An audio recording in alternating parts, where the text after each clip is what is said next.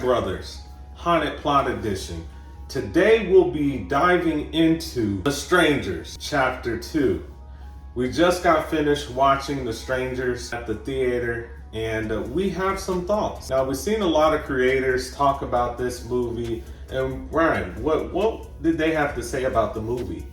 Okay, so most of the people that we have seen in the YouTube community are saying that this movie was trash, saying that it wasn't great, saying that it was one of the worst of the franchise. Yeah, so we've seen creators like who? Like Cody Leach. Yeah, Spooky Astronaut, and a few others that kind of said that the movie wasn't that good.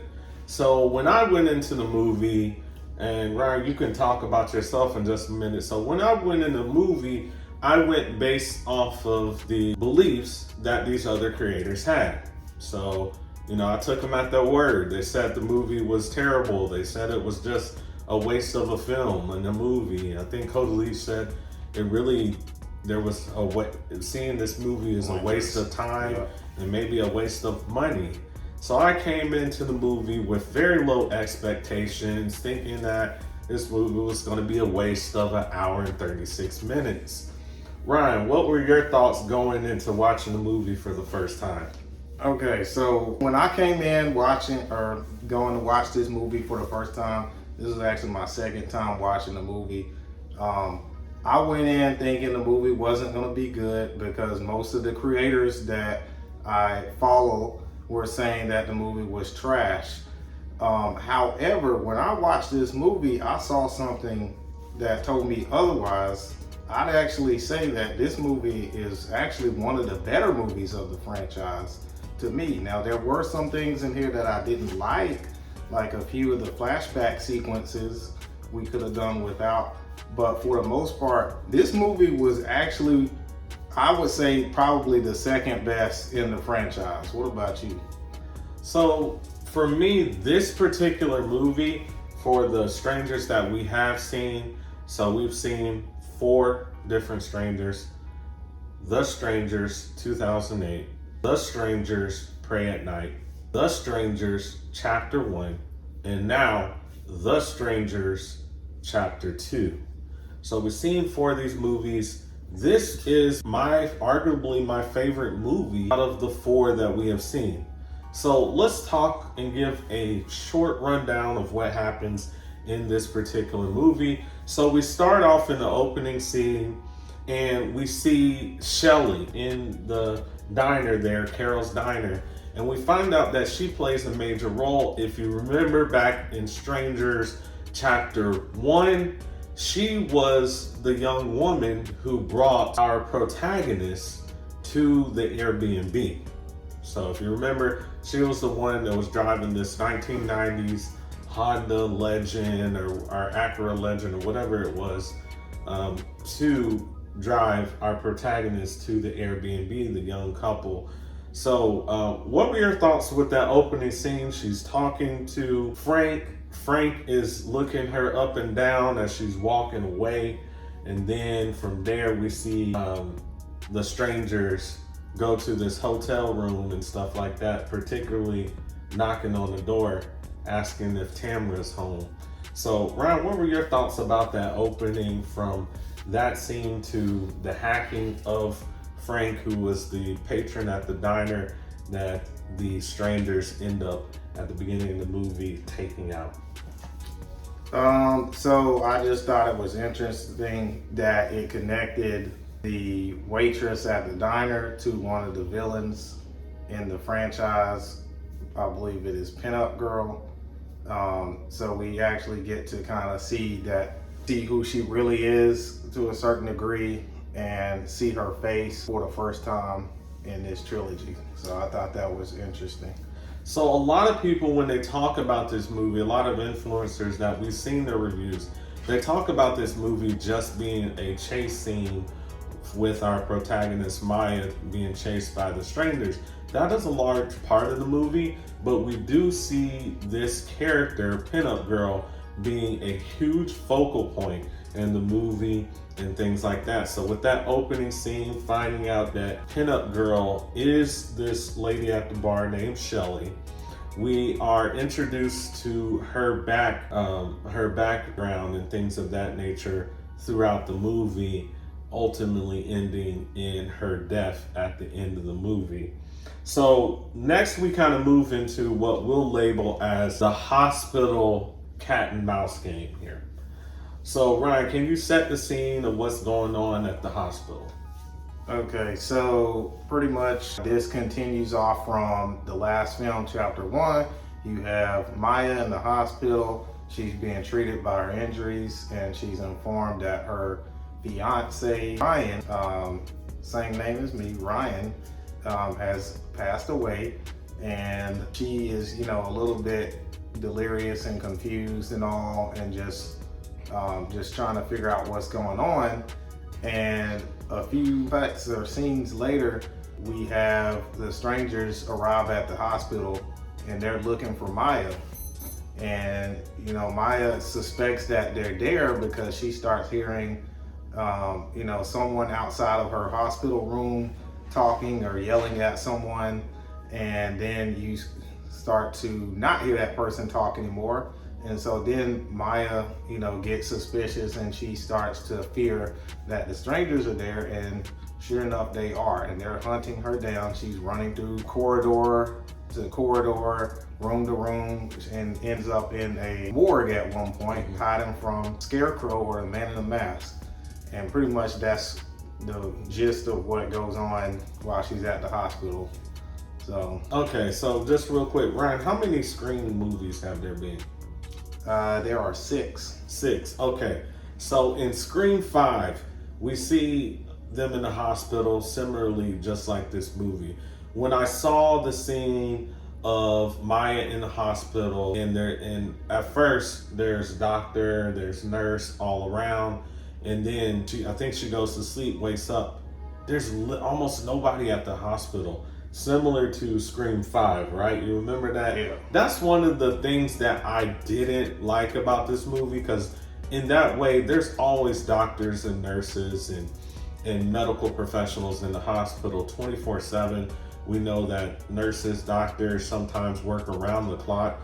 And of course, they work different shifts there to make sure the hospital is properly staffed for emergency situations. So the fact that we have somewhat of an empty hospital when the Scarecrow or the Man in the Mask appears and starts hunting down our protagonist Maya, I thought was a little concerning, in the same way that I thought it was concerning in Scream 5. So I thought that was concerning, but I did enjoy that we got to see our protagonist Maya really show her depth as a person.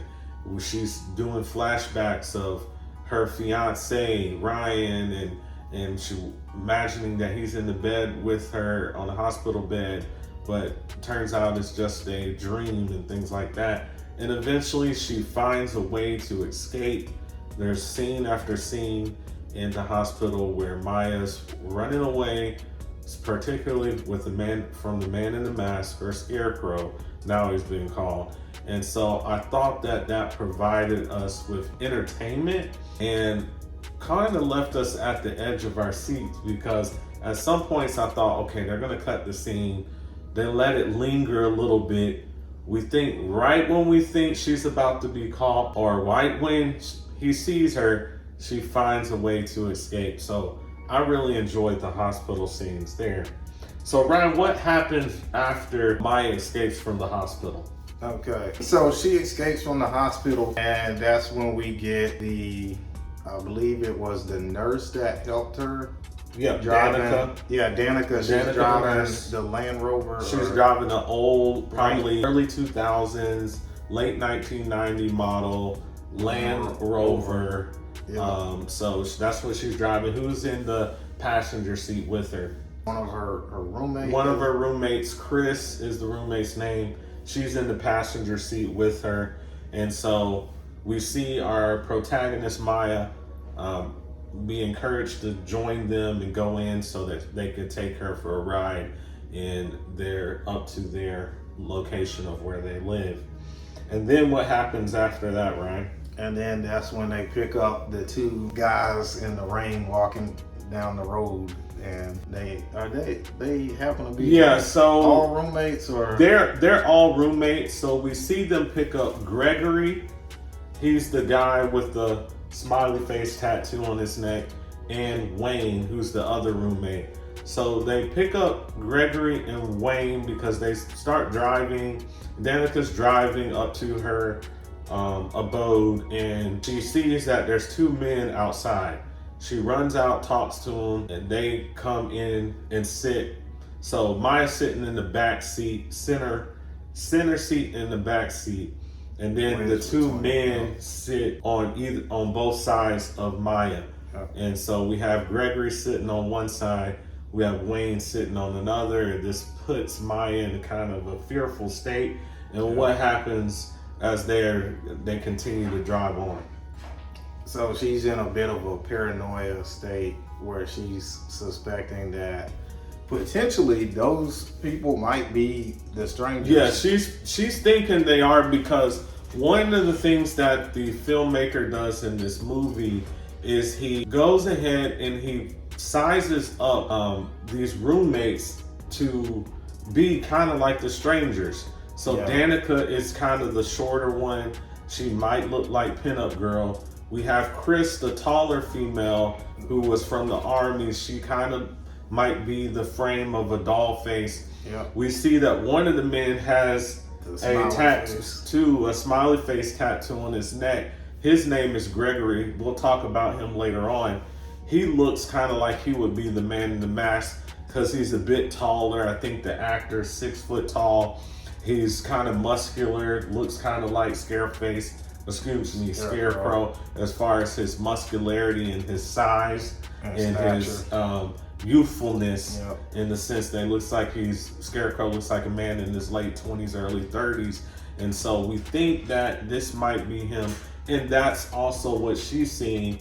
And then she sees Chris carving up this apple with not just a knife, but some huge dagger-like knife, something that you would use to kill an animal that you're hunting. So like a hunting type knife there. And she's using that to scrape the skin of an apple and start eating it.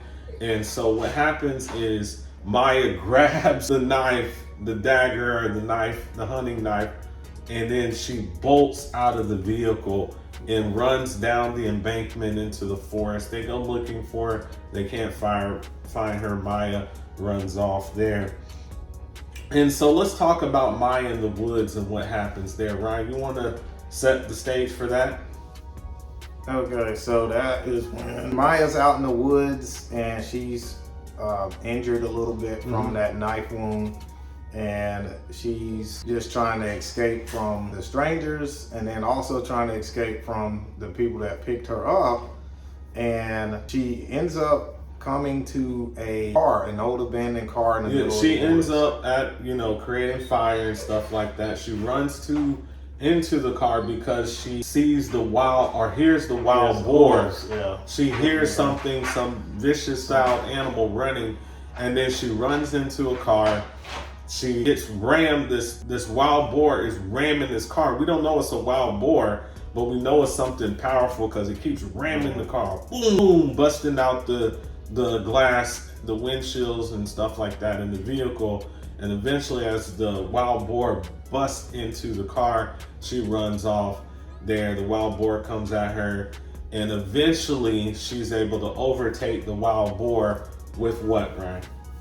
So she uses the stick that has the fire on it. And then she overtakes him with what? Then she uses the hunting knife that she stole. Uses the hunting knife to stab this 600-pound animal, this beast, and eventually takes him out there. So we find out earlier that the wild boar was actually released by Scarecrow, that he did that as a way to try to hunt down our protagonist Maya from there. Okay, so what happens after the whole wood situation with Maya? What happens there? So that's when she ends up going to the house that she had originally been in from chapter 1. Exactly. And then she runs into the state police officer. Yeah, she runs into the state police officer for a brief moment, and it looks like there was actually going to be something positive that would be occurring there, because he says that he's going to be investigating the local sheriff there. Yeah. I think his name played by William Sheriff. I'm looking at the actual actor's name. So we have Madeline Sheriff. It says Richard Brake. So I guess he's that famous actor. You remember the movie we saw, Barbarian? He was the evil man in Barbarian. Yes. He's also on 3 from Hell, that movie. Yeah. So he's known for his evil roles. Yeah. So we see the sheriff there doing that kind of stuff. And so it was an interesting situation. And so we really enjoyed that particular part of the movie. We're back, guys, there. Sorry for the interruption. So we see Maya at the old Airbnb that she was at during chapter 1 with her fiance Ryan. And so it reminds her of the past and all the hurt and the feelings. She comes across a man who enters that Airbnb. It turns out to be a state officer there, Oregon State officer. He tells Maya that he is there to help her, and that he's investigating the sheriff because he's heard about there's been too many complaints about the murders that have been happening in that area, the highly concentrated area where a lot of murders are happening in a rural town. And so he's investigating the sheriff's department and also what's causing these murders. And so it looks like there's hope. We see them exit the Airbnb. What happens after that? So in the Strangers franchise, whenever we think there's a little glimmer of hope, it has to be taken away. So you already know what's going to happen before it happens. And the cop gets killed as soon as he's getting Maya into the vehicle to take, just to take her away from that area. It's not Dollface, but was it Dollface or Pinup? I believe it was Pinup Girl. Yeah, I think it was Pinup Girl. Pinup Girl, yeah. She had the crossbow to take him out. Yep. And then we see Maya was in the front passenger seat of the 2003 Chevy Tahoe. Mm-hmm. She jumps over to the driver's seat and she books it from there. Pinup Girl tries to stop her, but she books it from there and drives off. Pinup Girl, I think, hits the engine with one of the crossbows. This becomes important because as Maya's traveling, the vehicle's engine just shuts off because of this crossbow, I guess, had destroyed the engine there. And she makes it all the way up. She keeps, as the engine is about to shut off, she makes it all the way up to this kind of lodge-looking place there. Runs to the front door. It turns out to be our good friend Wayne that we had met earlier with Danica and Chris and Gregory. Mm-hmm. So she arrives at their place where all 4 of the roommates are there. They give her a little place to stay, a little room. But we noticed something a little bit weird with one of the characters there, specifically with Gregory. He seemed a little bit odd. What were your thoughts about Gregory as he was continuously talking with Maya at the home, this kind of lodge-looking area? So he was just making awkward pauses, and then the camera would zoom in on his face, and he was sipping on some type of alcoholic beverage. But more than that, the communication. He was always finding ways to talk with Maya, right? Yeah. Like several times, Maya was trying to kind of decompress and try to calm herself down, and then the other roommates were off in their room, and then Gregory would come out and start talking to her and asking her questions and asking her, oh, you're the only one that survived. There's not been anybody that survived these attacks. They've been happening for quite some time. And you see the smiley face tattoo I have? Yeah, all the kids used to wear the smiley face tattoo, when I was in my teenager, we went on a church trip and all of us got tattoos, and you know how teenagers do with drugs and alcohol and all that kind of stuff. And he kept going on and then quizzing her about how much he knew about these attacks and stuff.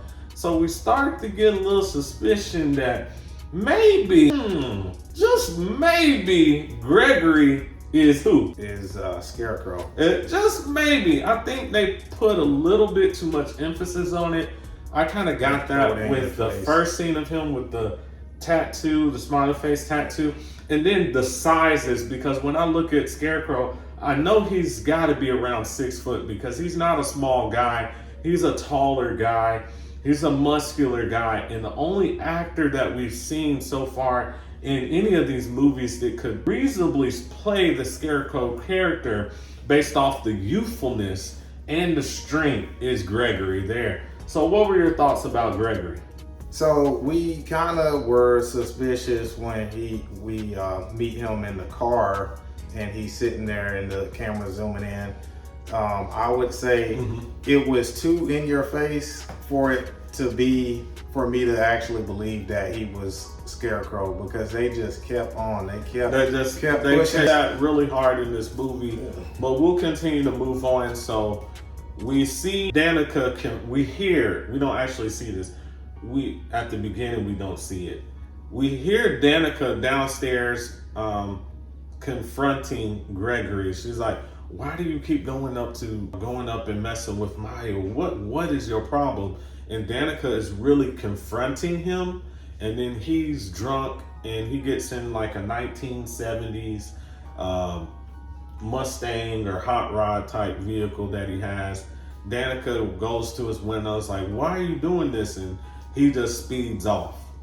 The next thing right after that, we hear some noise and stuff like that, and we see Pinup Girl and Dollface have attacked the roommates, everybody except for who? Gregory. Didn't attack Gregory because conveniently Gregory drove off right before the attack.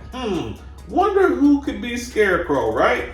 So we see them attack our roommates here. Danica, R.I.P., passes away. We see Chris pass away. They're in the chairs. They're in the chairs like we know from the previous movies that they have, like Chapter 1 and then 2008, where they're tied up in the chairs, with all the stuff, but they're stabbed and they're lifeless. She goes out the door. Maya goes out the door on her way, running away from Pinup Girl, and she sees Wayne dead with a bag over his head. And then the EMT guy that pulled up to try to get her, he's gone. And then she gets into the EMT to try to drive off. And then who's in the EMT, right? That would be Pinup Girl. So Pinup Girl is in the EMT, excuse me. And so they get into a scuffle. And then Maya takes a sharp tinsel scissors that she has and stabs Pinup Girl. And it looks like Pinup Girl's out of it. She looks like she's passed out or dead.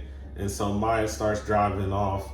Then what happens, right? Yeah, as we know, Pinup Girl was not really dead. And she strangles Maya during the middle of the drive. Strangles Maya with what? What was it? Was it some type of... Oh, yeah, seatbelt. She strangles her with the seatbelt, like pulling over her neck. Maya is still trying to drive. And then eventually Maya makes a decision to fasten the seatbelt first. To fasten her seatbelt and then to spin the vehicle to its side. It projects who? It projects Pinup Girl out of the vehicle. So she's out of the vehicle. Maya books it to the woods. The old 1972 trusty old F-100 shows up, and guess who pops out? Scarecrow and Dollface. Scarecrow and Dollface pop out. This is a little different than the other scenes that we've seen with Scarecrow and Dollface. We actually see them not focusing for the first time on catching Maya. We see them focusing on Pinup. And then we get the backstory of Pinup Girl, how Pinup Girl was, when she was younger, she liked this guy, and this guy showed interest to this other girl who happened to be Tamra. And so out of jealousy, pinup girl, who is Shelly, kills Maya, knocks on the little wooded little treehouse thing. And so Tamra thinks it's Scareface or Scarecrow guy when he was a little boy that she really liked.